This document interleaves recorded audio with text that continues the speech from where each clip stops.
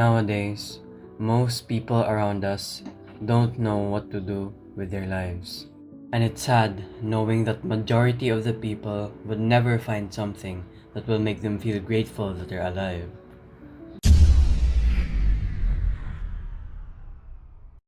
And you may be part of those people.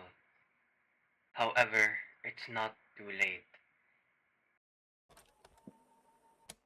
And if you don't know what career path to take in life, then here are 5 things you can start doing right now to find it. Now, before doing any of the cute stuff like writing down what you love or discovering your passions, the first thing that you need to do is list down what you truly hate. For example, you might really hate jobs that control your schedule and limit your freedom, kind of like a 9 to 5. You might also hate jobs that keep you stuck in one place for long periods of time.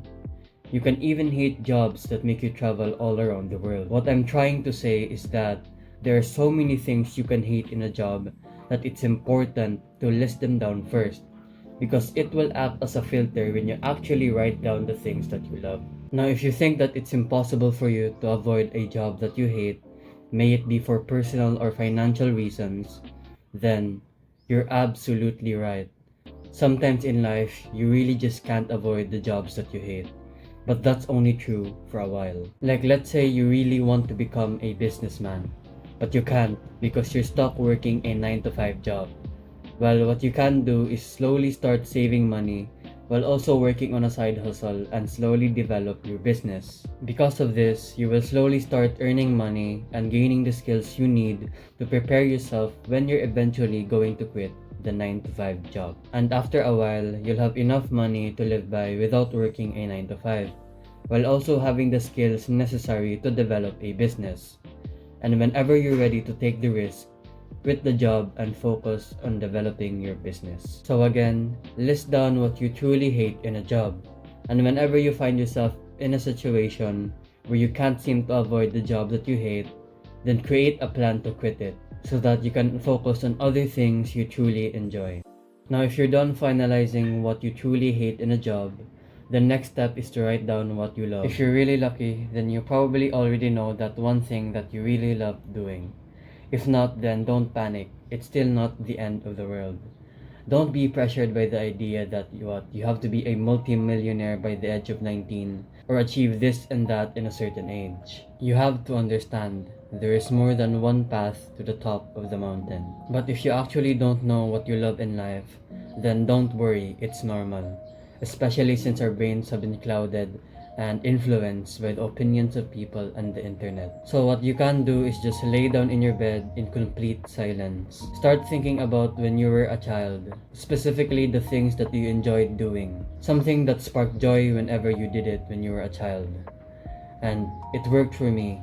And if you search online, you can see that it worked for other people as well. Like as an example, when I was a child, I slowly started enjoying studying.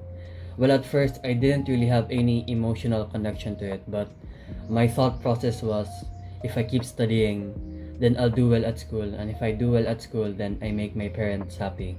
And as a child, who wouldn't want to make their parents happy? Then, after a while, I also discovered that I really like teaching.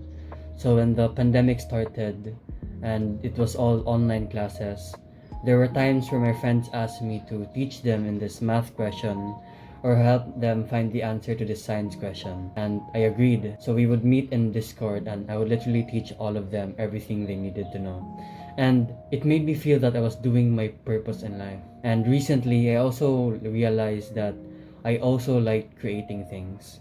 So there was this physics project that our teachers assigned to us, and it was supposed to be a group project. But I volunteered to do it all alone because it was fun. It was hard, but it was fun. So my point is, even if you tell yourself that you don't have any passions in life, but deep down inside you really want to have one, like becoming an entrepreneur, psychologist, nutritionist, engineer, or whatever, and that drive is actually the first step for you discovering that passion. So just keep on exploring, keep learning, and keep on improving.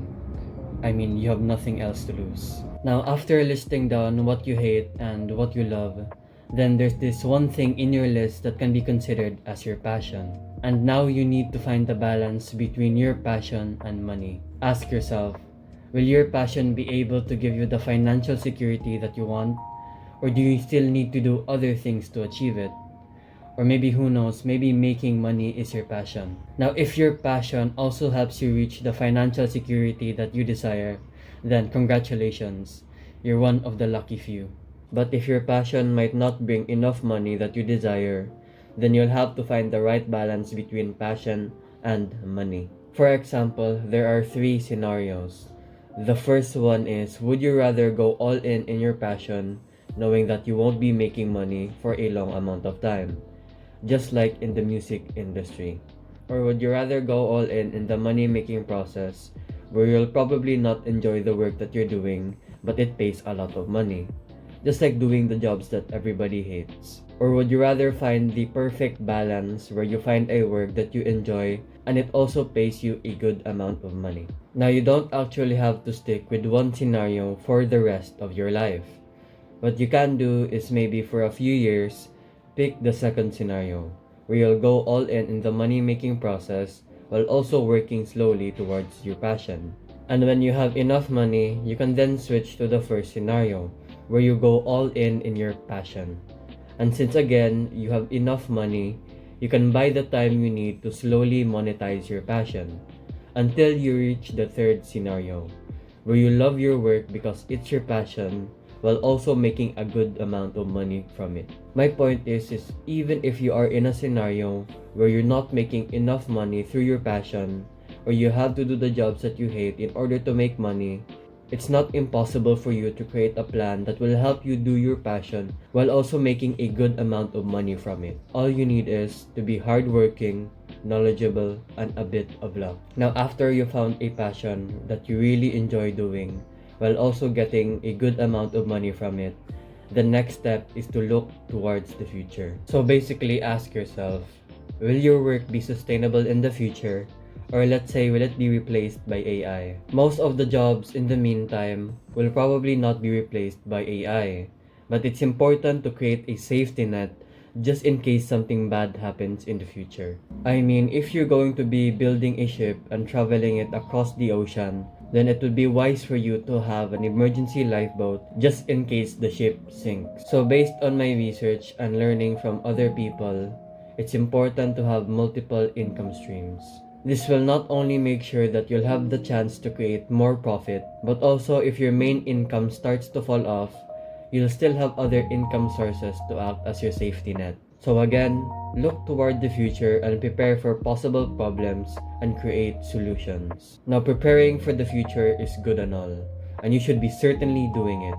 But what's equally important is focusing on the now. By now, you already have a clear plan on your career path and purpose. So the next logical step is to start learning, implementing, and improving. Of course, if you just started working recently, don't expect any drastic progress like becoming a millionaire in less than a year, or becoming a successful engineer months after graduating from college. Unless if you're just talented and lucky, then all the power to you. But most of the time, success is not built within months, years, or any set amount of time. It is built through consistently working hard and smart on your passion. So let this video be a sign that you should find your passion, work hard on it, and live the life you were meant and always dreamt of living.